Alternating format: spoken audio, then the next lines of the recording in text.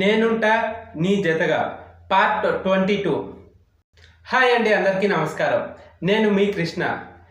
ఈ స్టోరీని ఎవరైనా కొత్త వాళ్ళను చూస్తున్నట్లయితే ఇంతకు ముందు భాగాలను కూడా విని ఈ భాగాన్ని వినండి. అప్పుడే మీకు స్టోరీ బాగా అర్థమవుతుంది. ముందుగా ఈ వీడియోని లైక్ చేసి హైప్ చేసి సపోర్ట్ చేయండి ఫ్రెండ్స్. ఇప్పుడు స్టోరీలోకి వెళ్ళిపోదాం. నా భార్య గుడికి వెళ్ళింది, తను వచ్చాక భోజనం చేసి వెళ్ళండి అన్న అభితో, లేదు బాబు, నేను వెళ్ళడం ఆలస్యమైతే నా భార్య కంగారు పడుతుంది అని అంటాడు రాఘవయ్య.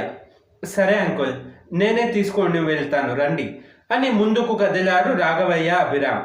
ఇంతలో భూమి గుడి నుండి వచ్చింది. తన తండ్రిని చూసేసరికి ఒక్కసారిగా నోట మాట రాలేదు. నాన్నను చూసి నాన్న అని పిలవలేక, తన మొహం చూపించలేక అక్కడే నిలబడిపోయింది.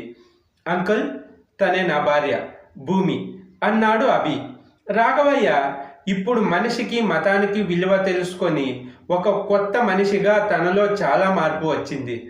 ఎంత కాదనుకున్నా తన పెంపకం మీద తనకి ఎప్పుడూ నమ్మకం ఉంది. ఎదురుగా వస్తున్న అమ్మాయి ఎవరో కాదు, తన కూతురు భూమి అని తెలియగానే గుండె లోతుల్లో తన కూతురు మీద అమితమైన ప్రేమ గోదారిలా పొంగింది. ఆ ప్రేమతోనే, అమ్మ భూమి, నన్ను క్షమించమ్మా, ఇన్ని రోజులు ఏమైపోయావు? ఈ తండ్రిని మర్చిపోయావా తల్లి అన్నాడు కన్నీటి దారతో. ఎప్పుడూ చూపించని తండ్రి ప్రేమ ఒక్కసారిగా కట్టలు తెంచుకొని వచ్చేసరికి భూమి కన్నీళ్లతో తండ్రి గుండెలపై వాలిపోయింది. నాన్న, నన్ను క్షమించు నాన్న, నేను ఏ తప్పు చేయలేదు అంది. నాకు తెలుసు తల్లి, నీ తప్పు ఉండదు అని. అండగా ఉండాల్సిన మేమే నిన్ను నిర్దాక్షిణ్యంగా బయటికి నెట్టేశాం. నన్ను క్షమించు తల్లి, క్షమించు అన్నాడు. అదేం లేదు నాన్న, మీరు నన్ను అర్థం చేసుకున్నారు, అంతే చాలు, ఇక నాకు ఏమీ అవసరం లేదు అంది భూమి. ఈ తండ్రి కూతుర్లను చూసేసరికి కథ మొత్తం అర్థమైంది అభికి. ఏం జరిగిందో మొత్తం తెలుసుకున్న రాఘవయ్య తన కూతురికి ఇంత మంచి చేసిన, మంచి చేయాలనుకున్న అభికి 2 చేతులతో నమస్కారం చేసి, నీకు జీవితాంతం రుణపడి ఉంటాం బాబు అన్నాడు. అయ్యో, అలా అనకండి అంకుల్, నేను చిన్నవాడిని అన్నాడు అభి. వయసులో చిన్నవాడివే, కానీ మనసులో మాకన్నా పెద్దవాడివి బాబు అంటూ, సరే అమ్మా, ఇంట్లో మీ అమ్మ నీ మీద బెంగ పెట్టుకుంది, త్వరగా వెళ్దాం రా అమ్మ అన్నాడు రాఘవయ్య. తండ్రిని కలుసుకోవడం అయితే ఆనందంగా ఉంది, కానీ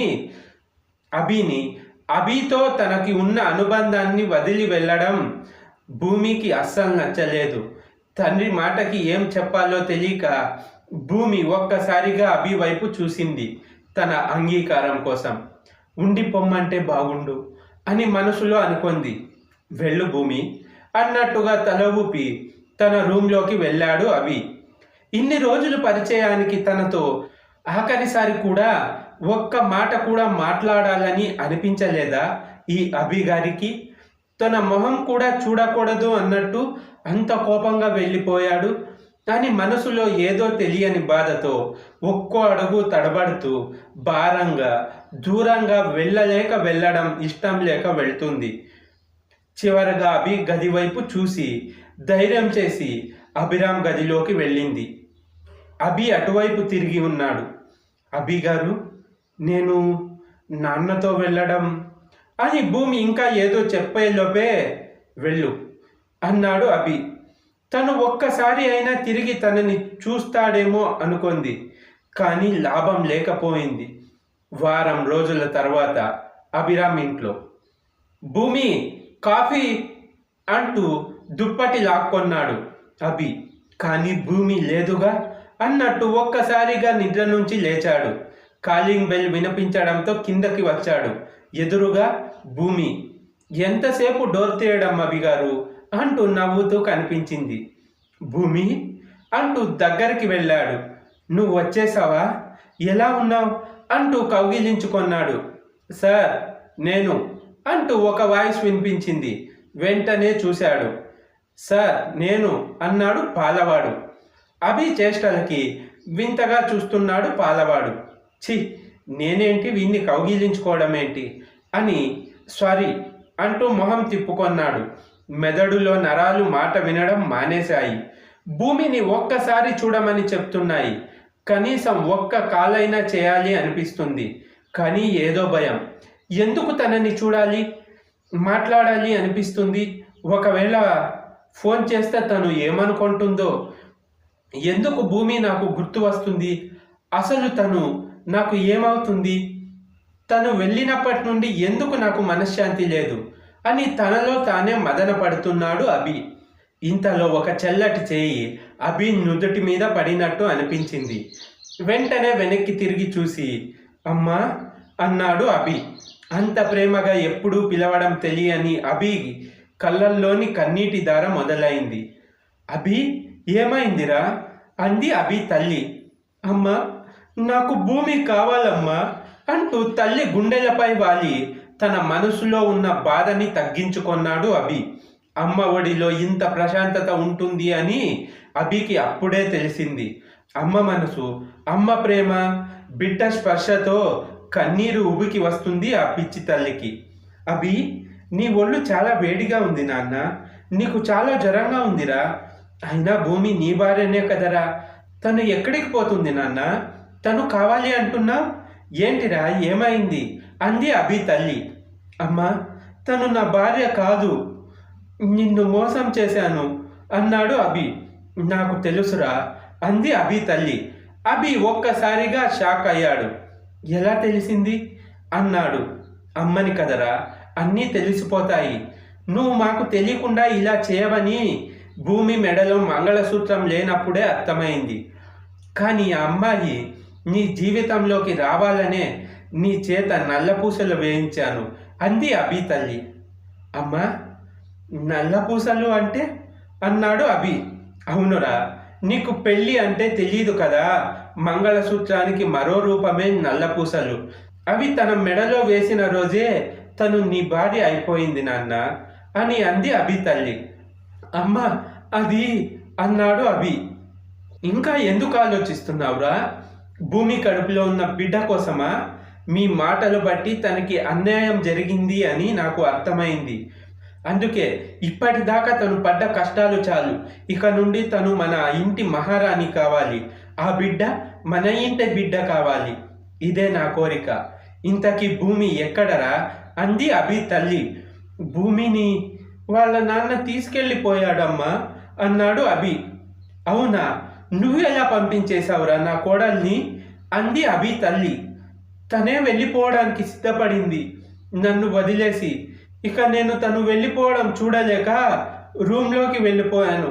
ఒక్కసారైనా నా దగ్గరికి వచ్చి నేను వెళ్ళను అభి గారు అని అంటుంది అనుకున్నాను. కానీ తను నా దగ్గరికి వచ్చి నేను వెళ్తాను అని చెప్పడానికి వచ్చింది. అందుకే నేను ఒక్క మాట కూడా మాట్లాడలేదు అమ్మా అన్నాడు అభి. తను వెళ్ళే చివరి క్షణం వరకు చూస్తూ ఉన్నా. ఒక్కసారి కూడా నేను నీతోనే ఉంటా అని అనలేదు అన్నాడు అభి.